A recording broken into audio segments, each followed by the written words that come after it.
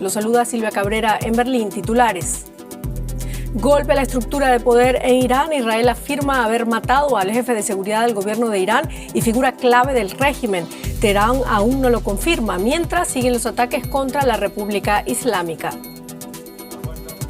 Europa y Reino Unido se oponen a las exigencias de Trump sobre la guerra en Irán. Alemania apuesta por un fin rápido del conflicto y rechaza una implicación militar europea. Vemos cómo evoluciona el discurso de Berlín. Y Donald Trump dice que quiere tomar Cuba y que podría hacer lo que quiera con la isla, mientras su secretario de Estado afirma que la apertura económica cubana no es suficiente, esto en pleno diálogo entre Washington y La Habana.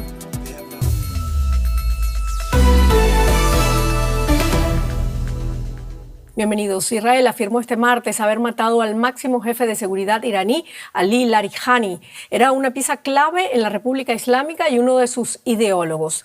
De confirmarse esta muerte, se convertiría en el cargo más alto iraní abatido por Israel en la guerra, tras el ayatolá Jamenei, muerto en un bombardeo en el primer día de este conflicto. Irán aún no se ha pronunciado y al mismo tiempo cursan rumores de que solo está herido. El ministro de Defensa israelí, Israel Katz, anunció también la eliminación de Gholamreza Soleimani, jefe de la milicia paramilitar Basij, la cual opera como parte central del aparato represivo de Irán. Teherán guarda silencio, es la muerte más relevante, como decimos, de la guerra desde la del líder supremo Ali Jamenei.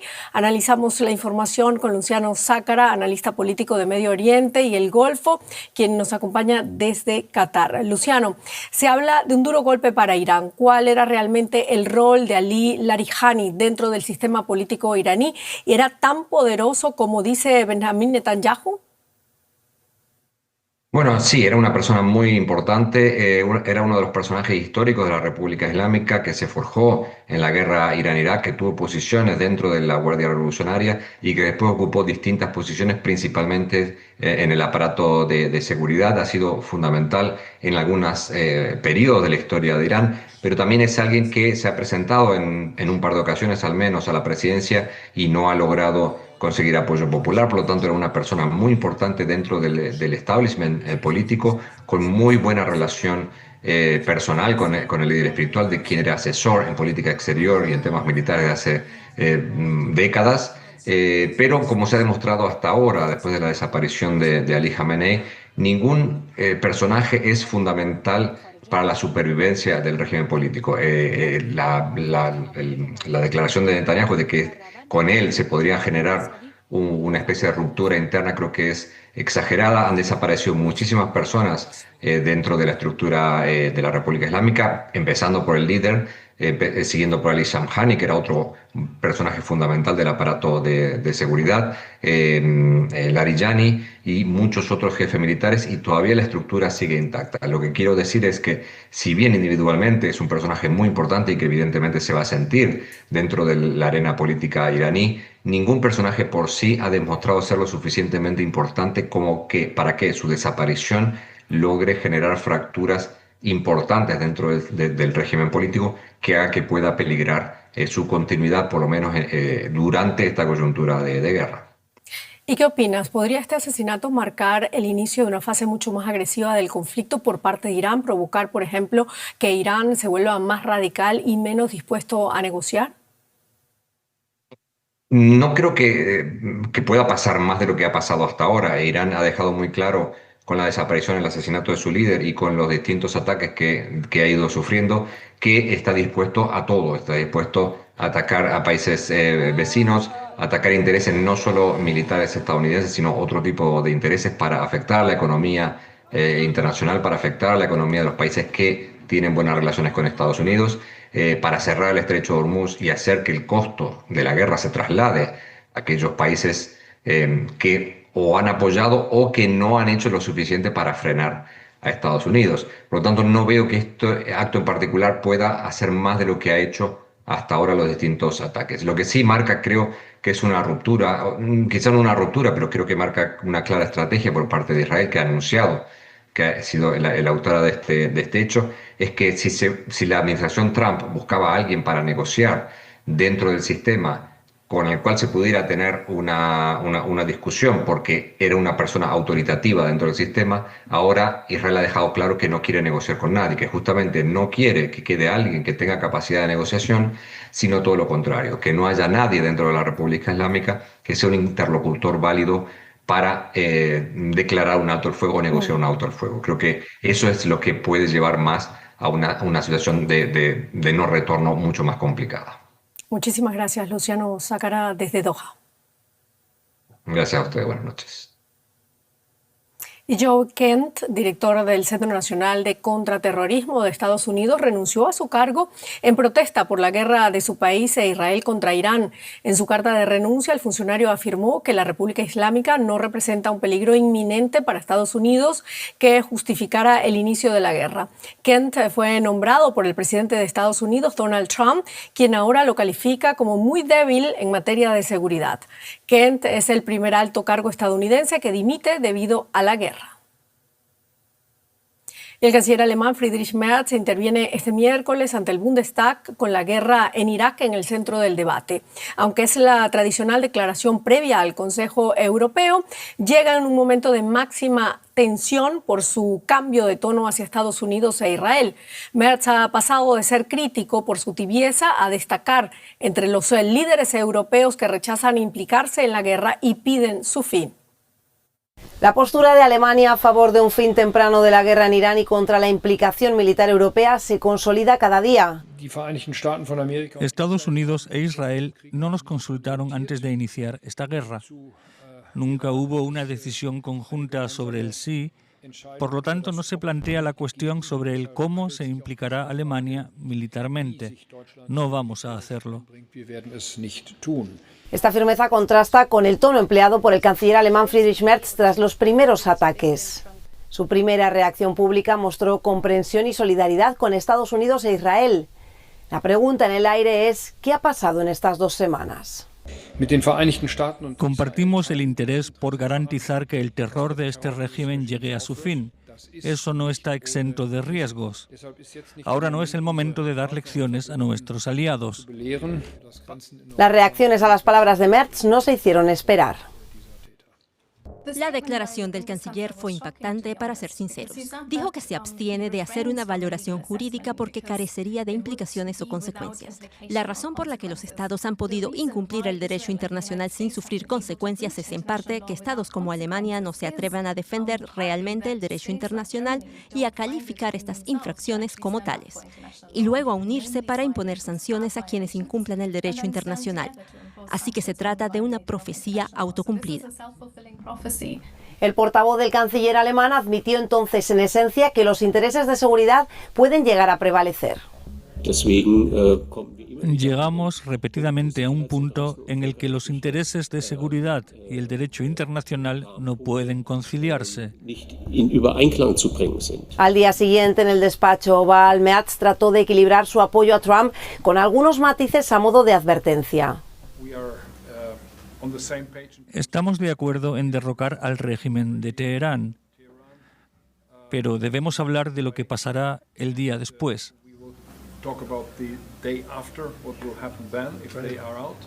En su país, sus socios de coalición se mostraron más directos. Se necesita una estrategia de salida sólida y por el momento no veo ninguna. Mientras tanto, el bloqueo del estrecho de Hormuz, por donde pasa el 20% del petróleo mundial, está afectando gravemente a Alemania. Los berlineses ya lo están notando en sus bolsillos. Los economistas advierten de que el aumento de los precios de la energía podría avivar la inflación justo cuando Alemania sale de la recesión. Las encuestas muestran que la mayoría de los alemanes no cree que los ataques estuvieran justificados y muchos temen que la guerra se intensifique.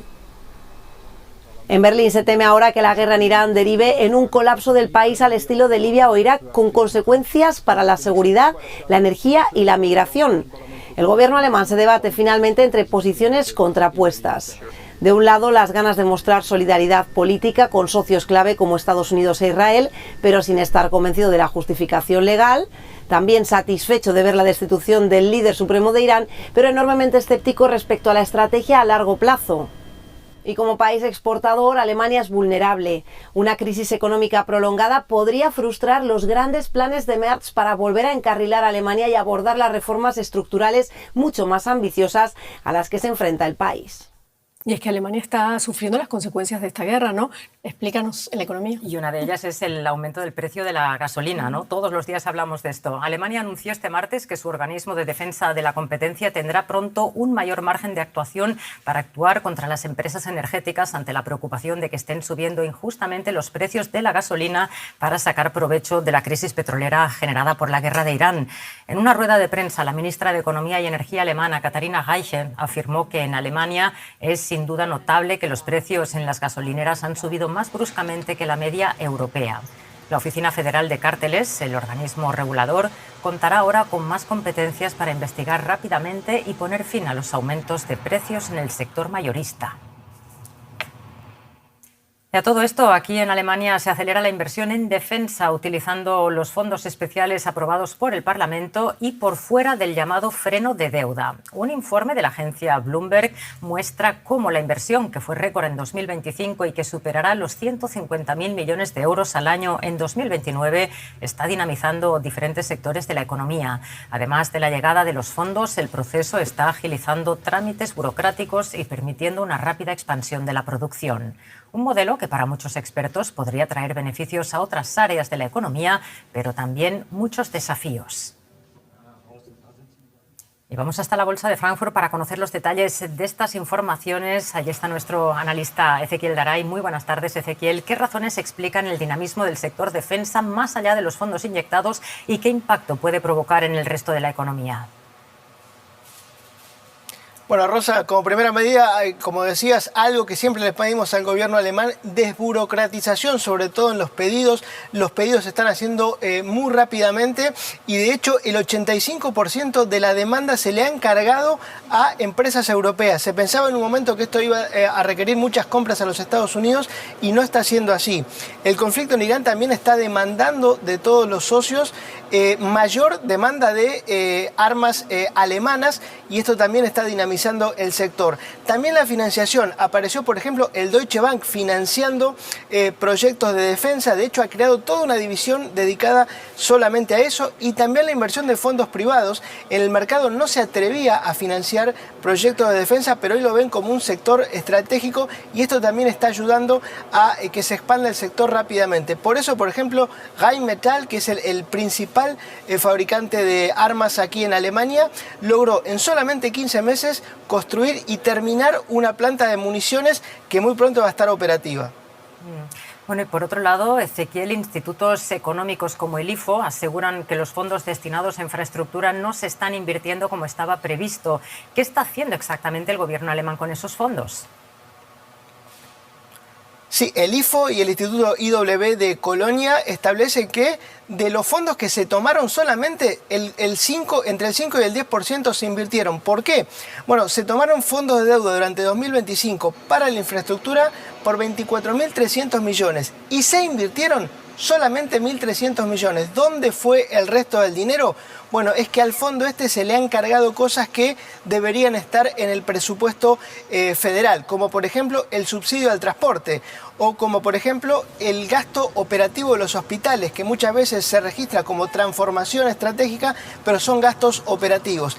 Y no se ha invertido, por ejemplo, en la modernización de escuelas, en la eficientización para que utilicen y sean más eficientes en el uso de la energía. Ambos institutos igualmente son optimistas de que el gobierno podrá cambiar en el 2026 esta política que hasta ahora es decepcionante. Veremos. Muchísimas gracias por todos esos datos y cifras, Ezequiel. Vamos con más asuntos. Las reformas económicas anunciadas por el presidente de Cuba, Miguel Díaz-Canel, por las que los cubanos estadounidenses podrán invertir en negocios en la isla, no son suficientes. Así lo ha asegurado el secretario de Estado, Marco Rubio, este martes. Entre tanto, La Habana recupera gradualmente la electricidad tras el apagón del lunes.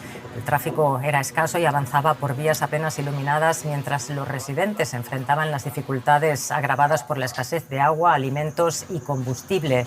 El envejecido sistema eléctrico de Cuba está en ruinas y en algunas zonas de la isla los apagones de hasta 20 horas diarias son ya habituales. Y ahí nos quedamos en Cuba, Silvia, en el plano internacional. Sí, porque no solamente la economía, parece que el centro está en la política. El presidente de Estados Unidos, Donald Trump, afirmó este lunes que espera tener el honor de tomar Cuba y que podría hacer con la isla lo que quiera. Según el New York Times, Washington estaría presionando para que el presidente cubano, Miguel Díaz-Canel, deje el poder. Analistas interpretan estas declaraciones como un intento de impulsar un nuevo cambio de régimen. Mientras continúan las negociaciones entre Washington y La Habana, el secretario de Estado, Marco Rubio, como decíamos antes, considera que las reformas económicas anunciadas por La Habana no son suficientes. El presidente de los Estados Unidos, Donald Trump, elevó la presión sobre Cuba con unas polémicas declaraciones este lunes ante periodistas en la Casa Blanca. Toda mi vida he escuchado hablar de Estados Unidos y Cuba. Cuando lo hará Estados Unidos, creo que tendré el honor de ser quien tome Cuba. Sería bueno, sería un gran honor.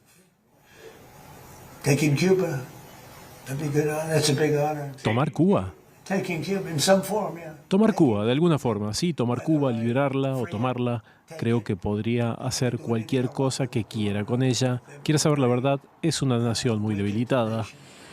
Las declaraciones se producen en momentos en que Washington y La Habana mantienen conversaciones en medio de una grave crisis económica y energética en la isla. Poco antes, el gobierno cubano había anunciado que los cubanos residentes en el exterior podrán invertir y tener sus propias empresas en la isla, incluso en nuevos sectores de la economía.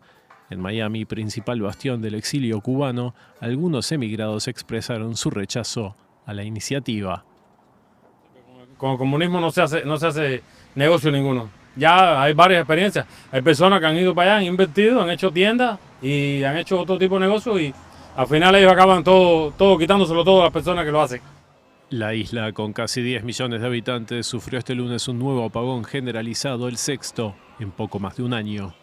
No es el apagón nada más, no hay agua, no hay luz, no hay gas, porque no hay agua porque no hay electricidad para empujar la turbina de los motores. No hay electricidad, no hay comida, no hay petróleo, no hay combustible, las MIPYMES con los precios caros, porque ahora todo sube, porque ellos transportan su mercancía en transporte, en camión y eso, y todo esto está malísimo. La escasez de combustible y las prolongadas caídas eléctricas paralizaron buena parte de su economía bajo embargo de Estados Unidos desde 1962. Y para ahondar en el tema cubano, hablamos ahora con Carlos Malamud, investigador principal de América Latina del Real Instituto Elcano, catedrático de Historia de América de la Universidad Nacional de Educación a Distancia. Gracias, Carlos, por estar con nosotros. Bueno, Donald Trump declaró el lunes a la prensa que espera tener el honor de tomar Cuba durante su mandato. ¿Cómo debemos interpretar estas declaraciones? ¿Es una amenaza real, una estrategia política o una retórica para presionar? Yo creo que son las tres cosas a la vez y esto está en el mejor estilo de Donald Trump. Nos tiene acostumbrados a este tipo de bravatas, pero que muchas veces terminan concretándose, ¿no? Es decir, en realidad en este momento, involucrado como está Estados Unidos en la guerra contra Irán, esto de tomar Cuba no parece algo inminente, pero sí están esperando los Estados Unidos a través de sus fuertes presiones sobre Cuba, del bloqueo energético, de la imposibilidad de exportar petróleo tan necesario para el abastecimiento y el funcionamiento cotidiano de la isla, está esperando que el régimen cubano caiga como una fruta madura. Se habla mucho de esa transición económica, sin embargo, Marco Rubio ha dicho este lunes que los anuncios, o mejor dicho, lo dijo este martes, que los anuncios del gobierno de Cuba de que va a permitir la inversión en la isla por parte de la diáspora no son suficientemente drásticos. ¿Existe algún escenario, Carlos, en el que Estados Unidos pase de esa presión económica a una intervención más directa?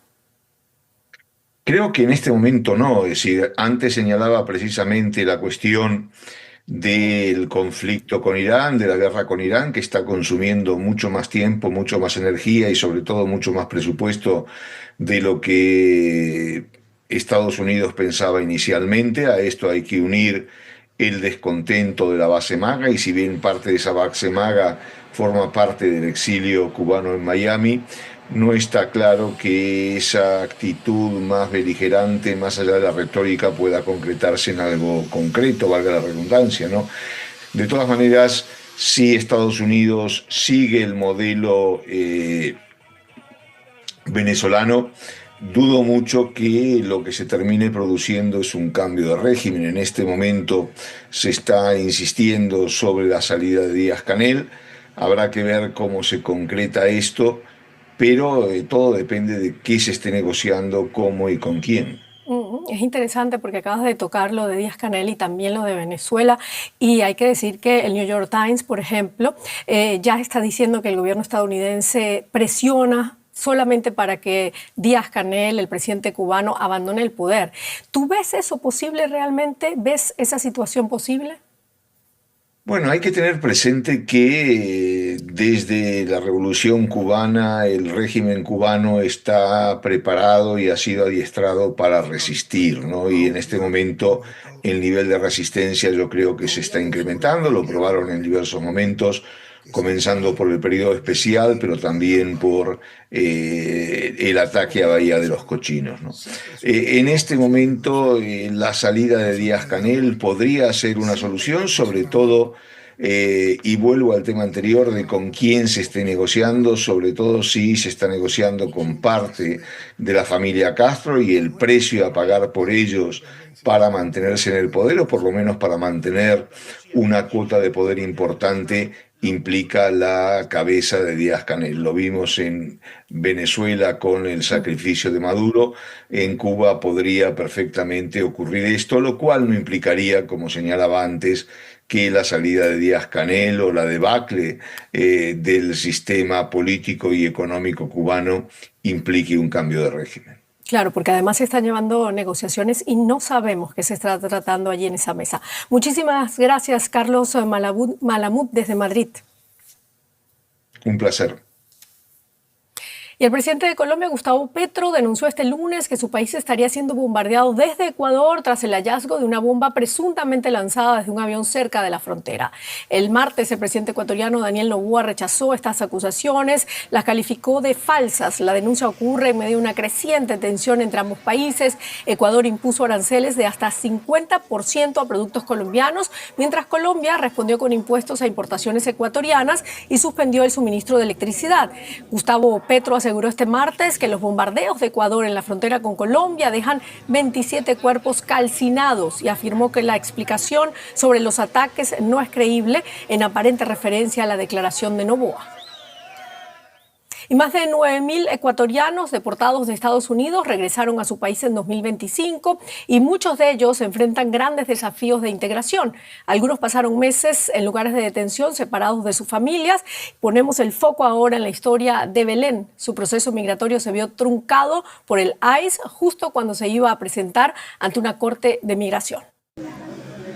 Emigrar era la esperanza de una mejor vida para Belén. Su intención era hacerlo legalmente.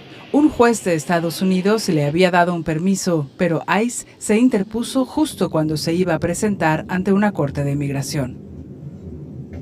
Entonces, al yo bajar con ese permiso y con esa autorización, yo bajaba por el ascensor y ICE me esperaba abajo, como estaba esperando a muchos migrantes que sabían que teníamos cortes allí. Al bajar, ellos se me acercan, me dicen que son del departamento ICE y que estoy detenida porque soy migrante. Belén estuvo en prisión antes de ser deportada a Ecuador. Aunque todo el tiempo estamos monitoreadas por cámaras, por audio, por video dentro de esa prisión, nadie sabe que muchas de estas internas llegan al punto de querer suicidarse porque no entienden el encierro. Es realmente triste, es realmente doloroso, la comida como tal, no, todo es realmente muy triste allá. Otros ecuatorianos regresan a su país de forma voluntaria. José Carrillo estudió cine en el extranjero. Volver le significó postergar sus sueños. Uno termina como dándose cuenta de que ¿cómo decirlo? Es un mundo más difícil allá. Y creo que es lo mismo, estés en Europa, estés en Estados Unidos. Uno siempre piensa que como hay más allá, va a ser más fácil, va a ser más fluido, pero siempre resulta que, obviamente, siendo alguien extraño, siendo alguien que no es de ahí, es difícil. Mientras, en las oficinas de abogados expertos en migración, lo que más ha aumentado son las consultas de ecuatorianos que desean regresar a su país. En cuanto a las oportunidades que tienen nuestros migrantes en el Ecuador, para mí personalmente son pocas. El Ecuador lastimosamente se ha hecho un país muy peligroso. Hay pocas oportunidades de trabajo. Y pienso que la mejor manera de emigrar sería haciendo un plan también de migración. Asesorarse legalmente permite contar con opciones como un incentivo de $3,000 por parte del gobierno de Estados Unidos para retornados voluntarios. Significa regresar con algo y no como Belén, con las manos vacías.